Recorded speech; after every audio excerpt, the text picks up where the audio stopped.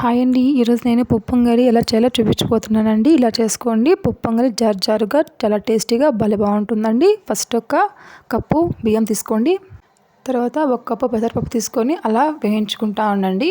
ఒక కప్పు బియ్యం, ఒక కప్పు పెసరపప్పు తీసుకున్నారనుకోండి, పెసరపప్పు పొంగల్ అనేది చాలా బాగా కుదురుతుందండి.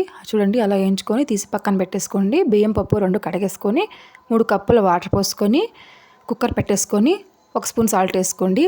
3 విజిల్స్ వచ్చినాక తీసి చూసుకుందాం. చూడండి, ఇలా వస్తుంది. పక్కన నేను ఇంకొక 6 కప్పుల నీళ్ళు కాగబెడుతున్నానండి.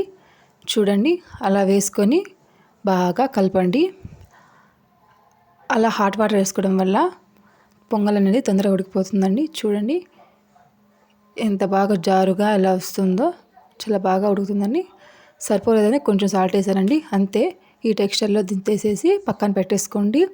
తర్వాత ఒక కడాయి పెట్టేసుకునేది ఒక సగం కప్పు నెయ్యి తీసుకోండి.